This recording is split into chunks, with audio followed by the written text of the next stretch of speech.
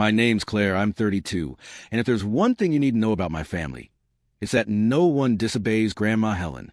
Holidays weren't optional. Birthdays weren't maybe next time. You showed up, smiled, and played your part in the picture-perfect family narrative, whether you liked it or not. And every single time, Vanessa, my cousin, the golden child, was a shining centerpiece of that picture. Vanessa wasn't just pretty. She was the kind of stunning that made people stop mid-sentence.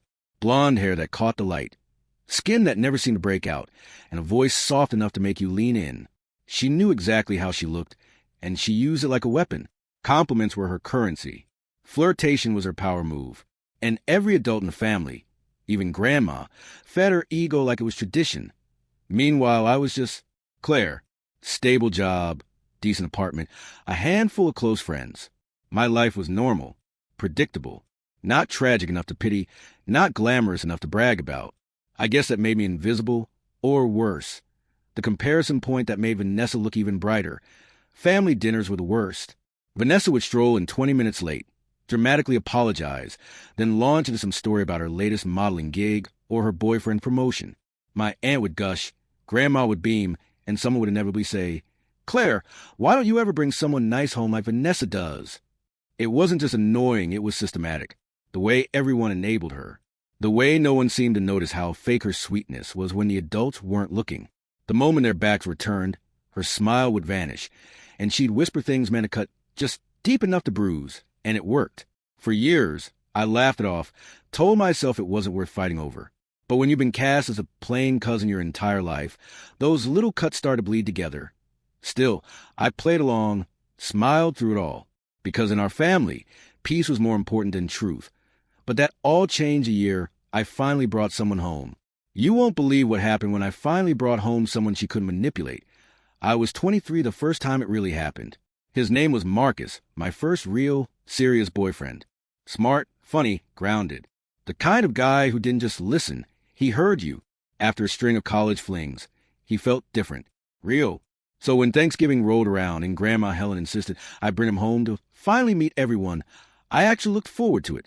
Big mistake. The moment we walked in, Vanessa was already in the living room, wearing a red dress that could have passed for a cocktail hour attire, not a family holiday. The kind that made everyone stare and pretend not to. When she spotted Marcus, her eyes flicked over him in a quick, assessing glance. The kind that made my stomach twist. And then it began. She laughed too loud at his jokes. Touched his arm when she didn't need to. Accidentally brushed past him in the kitchen, murmuring apologies that sounded anything but sincere. When we all sat down for football and dessert, she slid herself right between us on the couch, pretending there wasn't enough room. I remember sitting there, watching my boyfriend, visibly uncomfortable but too polite to say anything, while Vanessa leaned closer, whispering something I couldn't hear. It was like watching someone pickpocket your relationship in slow motion. Later, I found him in the kitchen, her helping him carry leftovers, giggling as she wiped whipped cream off his hand with her finger. When she noticed me standing in the doorway, she smiled that tight, knowing smile and said, "Relax, Claire. I'm just being friendly." No one in the family cared. When I brought it up, Grandma just waved her hand. "Oh, honey, Vanessa doesn't mean anything by it. You know how she is. She just likes attention." 3 weeks later, Marcus broke up with me. Said he needed space, that I was acting distant. I wanted to scream that I was distant because he'd been pulled away from me by her. But I didn't. I just nodded and cried in my carport 2 months after that. I saw it. Vanessa's Instagram post. Same red dress. Same laugh. Same hand on someone's shoulder, not Marcus's shoulder. That was the day I stopped pretending it was all in my head. But Marcus was just the beginning. What came next was even worse. After Marcus, I tried to believe it was a fluke. Bad luck, bad timing. Anything but her. But it wasn't. It became a pattern. Ryan was next, a kind-hearted teacher who volunteered at animal shelters on weekends. Vanessa found her and she suddenly became super passionate about charity work, messaging him about donation drives, and needing advice. Within weeks, she was texting him late at night about school projects, and Ryan started pulling away from me. When I confronted him, he said I was being paranoid, that Vanessa was just trying to help. 2 months later, they were tagged together at a volunteer gala. Then came David, the accountant. Solid guy, steady energy. When I mentioned I was moving apartments, he offered to help. So did Vanessa? Of course. By the time I got there, they were already inside, laughing while carrying boxes. Every time I tried to join the conversation, Vanessa found a reason to pull him away. By the end of the week, David said he felt suffocated, that maybe I wasn't as fun as he thought. Then there were James, Tyler, Christopher, all names that blur together now. Different men, same story. Each fell to a different version of her act. The helpless girl, the deep thinker, the soulmate who just understands. And every time I brought it up, my family turned it back on me. My mom would sigh, maybe you're reading too much into it. My aunt would smirk. You've always been a little competitive with Vanessa, haven't you? Even Grandma Helen, who was supposed to be the voice of reason, once told me, maybe if you smiled more, men wouldn't wander. That one hurt the most. Eventually, I stopped bringing anyone home. No more introductions, no more family dinners with a +1. It was easier to endure the pitying looks than to watch the same story replay itself again and again. For years, I stayed single at family events, until I met someone who changed everything. By the time I met Trevor, I had almost given up, but he wasn't like the others, or at least, that's what I told myself. He was a doctor, calm, attentive, and effortlessly kind. We'd been together 8 months, and he'd seen the messy parts of me, the insecurities, the trust issues, and didn't run. For the first time in years, I felt safe enough to believe that maybe, finally, I'd found someone Vanessa couldn't ruin. When Christmas Eve rolled around, and Grandma Helen made it clear that everyone was expected to come, I took a deep breath and said yes. 2 days before the dinner, I sat Trevor down and told him everything. About Vanessa, the games, the patterns, the manipulation. He listened, then smiled and said, Claire, you don't have to worry. I know who I'm with. He even laughed like I was being adorably paranoid. I wanted to believe him. The night we arrived, Vanessa was already there, in a white sweater dress that hugged her like it was made for her alone. She came over all warmth and smiles, gave me a light hug, and then turned to Trevor with that same glint I'd seen too many times before. To his credit, Trevor stayed polite but distant at first. He didn't take her bait, didn't linger, didn't laugh too hard, didn't let her touch linger. For a moment, I actually thought maybe this time would be different. And then came the wine incident. A clumsy bump, a splash of red on Vanessa's sleeve, and a dramatic gasp that drew the whole table's attention. Trevor followed her into the kitchen to help. Just to make sure it comes out. They were gone 15 minutes. When they came back, her dress was spotless. His shirt wasn't. I didn't say anything. I didn't have to.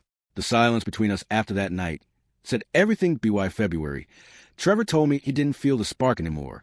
By March, he was spotted with a new blonde. Not Vanessa this time, but someone who looked eerily like her. That was it.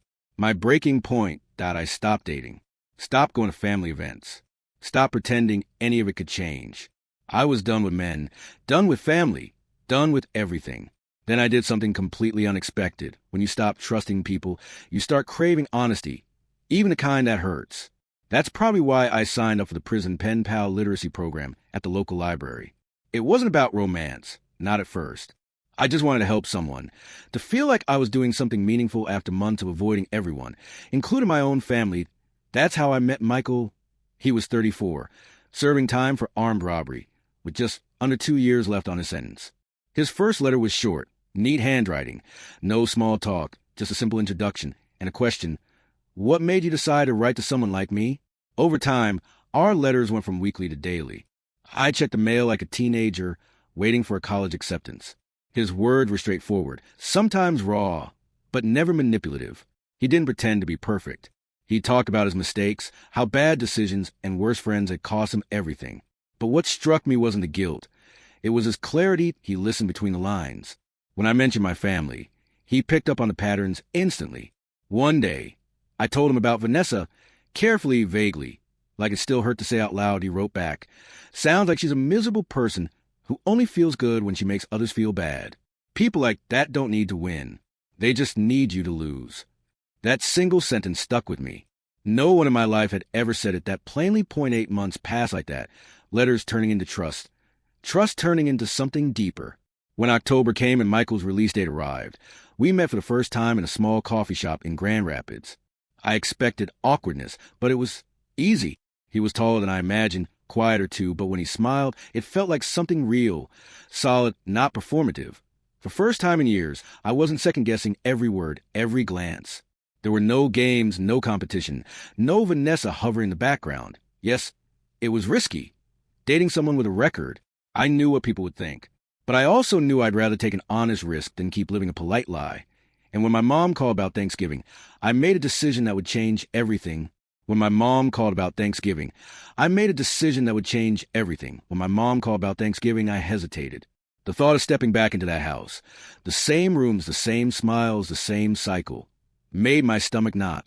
But before I could come up with an excuse, Michael looked up from his coffee and said calmly, "Take me." I laughed, thinking he was joking. "You don't know what you're volunteering for." I warned him. He smiled that steady, unshakable smile of his. "I've been locked in a cell with worse people. I can handle your cousin." So I said yes.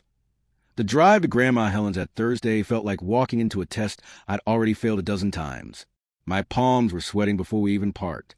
And when we walked through that front door, there she was, Vanessa, tight black dress, perfect makeup, that slow, assessing smile like she already knew the game had begun.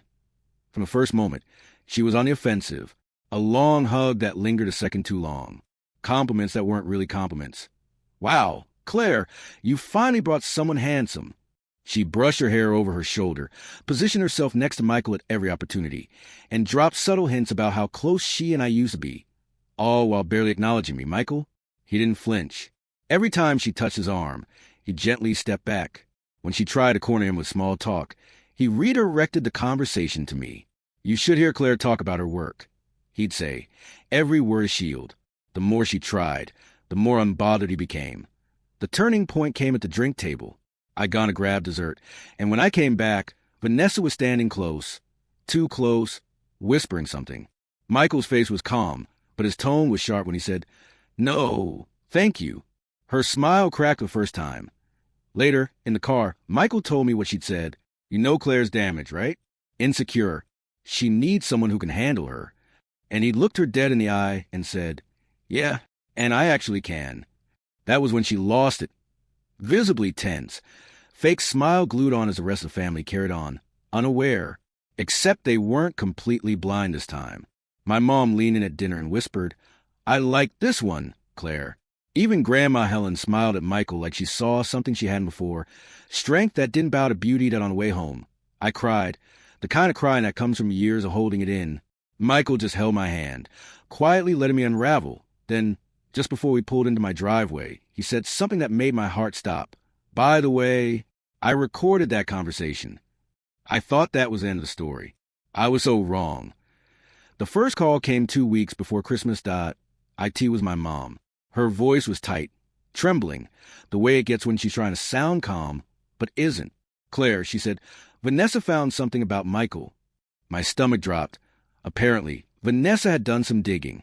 She'd found Michael's criminal record, the armed robbery conviction I already knew about, and sent screenshots of it to nearly everyone in the family group chat.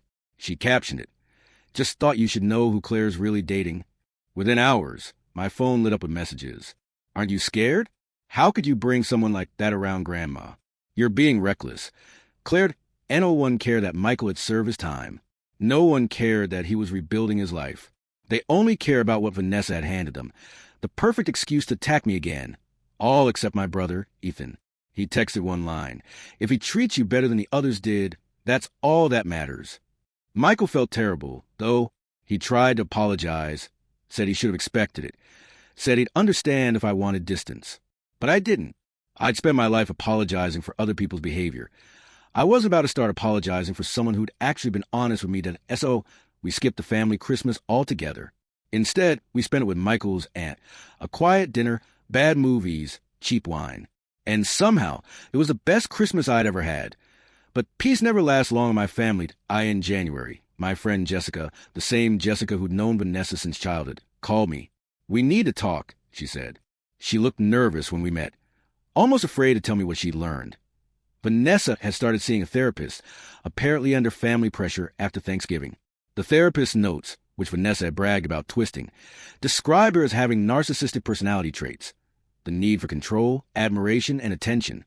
But instead of reflecting, Vanessa got worse. Jessica said she'd been spiraling, stalking Michael online, reaching out to one of his ex-girlfriends, even hinting that she might file a police report claiming Michael made her feel unsafe. Jessica warned me. She's planning something big, Claire. Something that could ruin him. Vanessa was about to destroy Michael's life. But we had something she didn't know about. Michael waited a few days before showing me the recording. We were sitting on his couch, the same one we'd picked out secondhand, when he pulled out his phone and said quietly, "You should hear this." It was Vanessa's voice, sharp, low, unmistakable. "You don't really want her. She's weak, you can tell. You could do better." Then Michael's calm reply, "You should stop. I'm not interested. And you're not who you pretend to be." Hearing it made my stomach twist.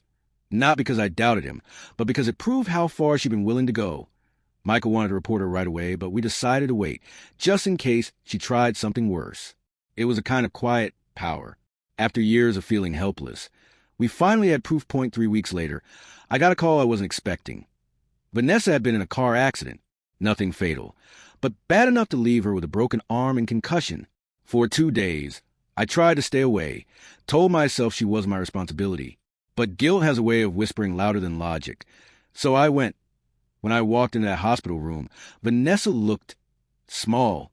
No makeup, no audience, no armor. For the first time in our lives, she didn't look perfect. She looked human. She started crying before I even sat down.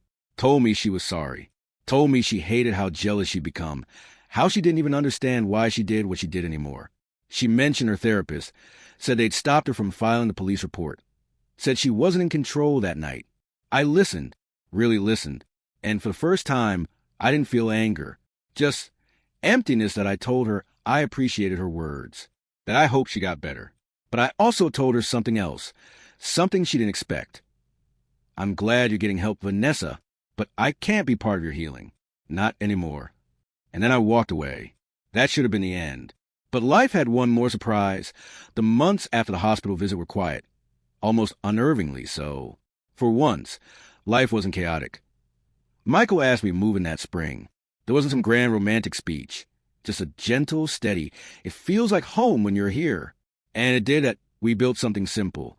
Shared mornings, cooking together, late night talks about books and forgiveness. We even adopted a scrappy little rescue dog we named Rocket, because he never stopped running in circles. It wasn't exciting, but it was peaceful. And after everything I'd lived through, peace felt revolutionary. I kept contact with only 2 people from my family, Jessica and my brother, Ethan. Everyone else faded into the background, Mom included. She'd still call sometimes, guilt-tripping me about skipping 4th of July or Grandma's birthday, but I learned to let those calls go unanswered. Then one morning in late summer, a handwritten letter showed up in the mailbox. The return address made my heart pause. Vanessa, inside was a long, shaky apology. She wrote about therapy, about unpacking the jealousy that had rooted itself in her since childhood, about feeling invisible in a family that only loved her when she was perfect. There was even a photo tucked inside, the 2 of us as kids, covered in birthday cake frosting. Before everything got complicated, I sat there for a long time before Michael came over, read the letter, and said quietly, "You don't owe her anything, Claire. Healing doesn't mean reopening old wounds." So I wrote back, just a few lines. "I'm glad you're getting help. I need distance, but maybe someday we can talk." Then I sealed it, mailed it, and let it go. A year and a half later, I got a call that I never expected.